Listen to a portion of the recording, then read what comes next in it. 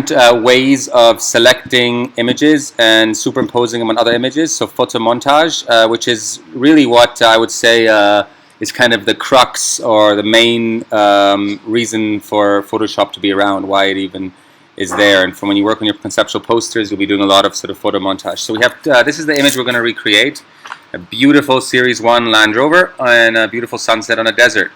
There are two images we have here. I got this nice desert background over here with the cracked earth in the foreground, and then we have a Series 1 against sort of a plain brick wall. So the first thing we're going to do is figure out how to cut this Series 1 out so that we can superimpose the background on. So a couple ways in Photoshop you can do this. One way is to use, so these are the selection tools here. If we click on these selection tools, you'll see there's a couple of options here. You have the quick selection tool, you have the object selection tool. So one thing, if we go to the quick selection tool, what that lets us do is, if I zoom in quickly, I have a couple of options here. One of them is this one, which is it just selects. This is adding to the selection, and this is subtracting from the selection. So if I click on the quick selection tool and I click, you'll see I can just slowly add, and Photoshop is quite smart, so what it'll do, it'll try to figure out what I'm trying to select, and by clicking on parts next to it, you can see it's slowly selecting the Land Rover as I want. You see here it did a bit of a mistake. It selected part of the wall, and this slowly you can then sort of select the Land Rover as you want. When I make a mistake, here's where I would go into the negative and then subtract here, and hopefully be able to subtract part of the selection to get it back to as close as possible to the Land Rover. And again, we're trying to highlight just the Land Rover. So that's one selection tool you can use, which is quite helpful and useful. Another way to do it is to use the, I'm going to just quickly click out of this so that get rid of the selection, is to click on the object selection tool. And there's two, if I click on the object selection tool, you can either create a rectangle around an object, but for some objects a lasso is better because you can be more accurate about what you're trying to select. For now, this is pretty rectangular, so I'm actually going to stick back to the rectangular selection tool, and I'm just going to draw a rectangle around the Land Rover. And because Photoshop is pretty smart, let's see what it does. When I let go, it's going to try to figure out what object I'm trying to select. So it is thinking, so let's see how long it takes, hopefully. And there, it did a pretty darn good job. You can see it's basically selected the Land Rover. If I go, there's a couple of mistakes over here. It didn't quite select this part and down here, but the rest of it is pretty accurate if we look at the marching ants, that selection around there. So once I'm pretty happy with the selection that I've done, I'm going to click on the select and mask over here option. So again, click on the select and mask option. When I do that, I get these options over here. And these are the mask options. The first thing in your properties panel at the very top, you'll notice a couple of modes of this. You have marching ants, where you can kind of see the selection. You can do overlay, where it kind of gives you a color overlay. You can do on black. You can do on white. So there's different options here. I personally like working with an overlay, so you kind of see the background. If you want to make the overlay darker or lighter, you can do this and change the opacity here. So I'm going to make it so I can still see the background, but I can still see the flaws that are there. Okay, so once you've done this, you can really see where there's some issues. So I see there's some issues here. So what I'm going to do is I'm going to zoom into this area of the car and see if I can fix that. And there's a couple ways to do it. One of the easiest ways, if I just click on this paintbrush tool, I can either add to the selection or subtract the selection. So if it's on adds to the selection, if I click this, you'll see it actually gets rid of the background. So if I go back to marching ants, you'll see I've actually changed my selection that way. So what I want to do is I want to actually subtract from the selection, and I notice that the size is really big, so I'm going to just make it slightly smaller. And then once I made it smaller, I make it even smaller. I can slowly, just like a paintbrush, I can slowly, accurately kind of say this is what I want here. So it looks like this. This is not part of the Land Rover, it's part of the wall. So then I just color it in. And okay, I've done that. And then I notice that there's a part over here that's the wall as well. That's going to be good enough probably, and if I make it smaller I can be obviously more accurate. Here there were some parts that I wanted to fix. Draw these in. I noticed here there was an issue as well. Over here I noticed that it went over, so what I'm actually going to do is go back to the plus and actually in this case erase some of it. So that looks pretty good. My wheels look fine. It's not perfect, and over here there was an issue, wasn't there? So then here is where I want to make sure that I can see the edge of the Land Rover. Okay, that looks about right. Okay, so now if I zoom out, I have my Land Rover. There's a bit of an issue here, and I noticed that the window hasn't been cut out either. So here what I can do is, I'm trying to think of an easier way other than just using the selection tool, but maybe not. I guess I can just, I'm sure there's another way I can do it, but for now, let me just see what that does. If I click on this, does that, if I Lasso Tool this thing, just like this, an easier way to get the edges, let's see. So this is part of what I want to cut out. And then I think it's going to select, I'm not sure what that did. Actually polygonal would be quite useful. So let me just quickly do that in this window.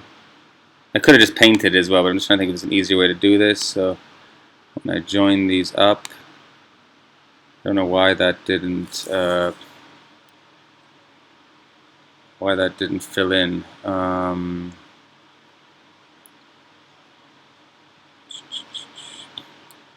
Anyway, rather than waste your time as I try to figure it out, but maybe it's this is the problem, because what I want to do is I actually want to subtract from selection. So actually I think I just selected the wrong thing. So I think if I go here, let me see, I think this will work.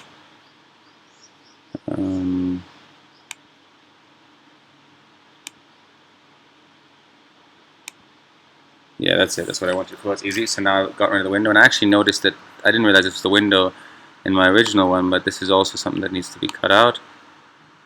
So now once I do that,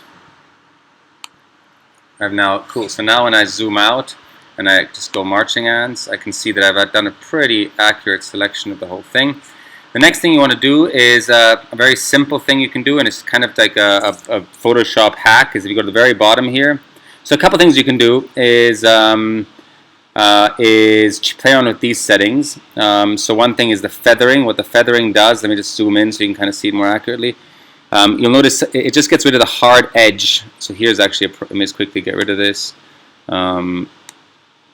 Fix this tire a bit. I noticed there's an issue there. Anyway, and then what feathering does, if I'm going to go extreme so you can see what it does, it kind of feathers the edges. And it's quite useful because if you want it to blend into an environment, sometimes putting a little bit of feathering on is quite helpful. Not too much, just a little bit. I'm going to stick to something like that.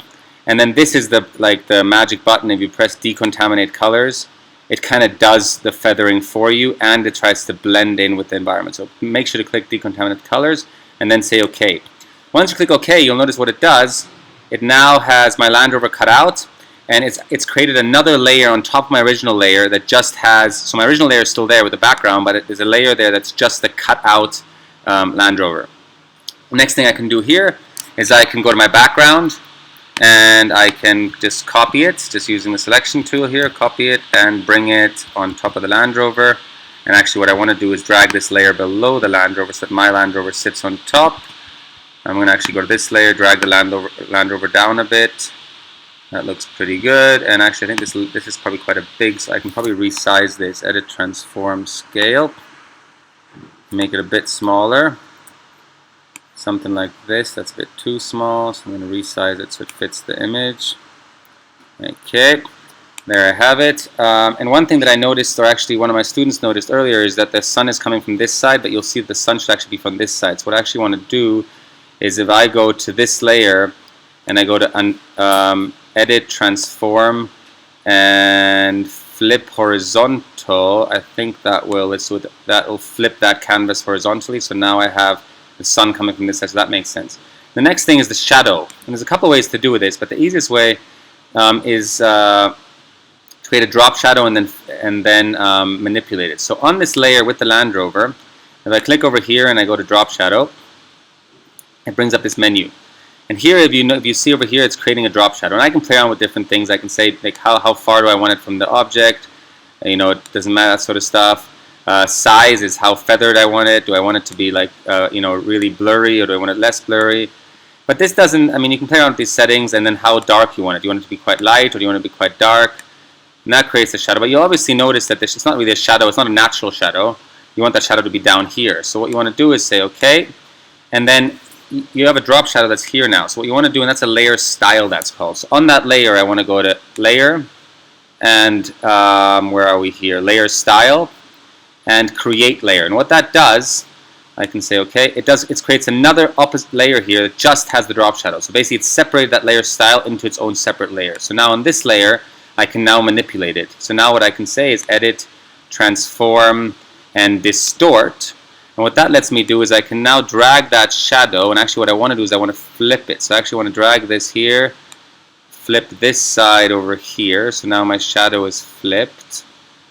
And now I want the wheels to line up. So let's see how this works. So let me try to do something like that. I can see this is the back of the car. Something like this. The wheels are not quite matching, so it has to join, this wheel has to join here. And this wheel is somewhere here, I guess. And let's see, there's something like this. This looks pretty good. That wheel has to join this wheel. So that looks like quite a good shadow. I probably could have done it a bit darker originally. And I think I can probably change that here if I just change the settings here. Yeah, so that looks pretty. I'm going to change the settings here. So there I am. I think that's a pretty good. Oh, the one thing I did is that you notice that here this window looks a bit unrealistic because it's supposed to be through glass. So just a quick hack that I did, which I think works quite well, is you can just, as long as you create a new layer above this one over here, and on that layer, if I zoom in, and I'm just gonna, there's different ways to do it, but if I just use my Lasso Tool and I create a shape over here, as long as it's sort of, you'll see what I'm doing here, and as long as it's below that layer, and then let me choose a color. Where are the colors? They're down here. That's fine, I'll choose a color, do it white, and paint the whole thing white. You could have just used a paintbrush and painted it white, so you'll see that this is now a layer underneath. So on top of it, it looks like this, but I'm putting underneath that thing. And now this layer, I'm just going to reduce the opacity to be very light. So it just creates a bit of a fade, so it looks like it's part of that thing, something like that. I think that looks pretty good. So once I've done that, you're good. And then you want to export it and save it. So the easiest way to do it is you can either save it as a Photoshop document, file save as, and save it to your computer as a Photoshop document. But if you want to bring it into Google Sites or your bulb or whatever portfolio you're using, you want to change it to a JPEG and save it to a JPEG and hit save. Yep, that would be it.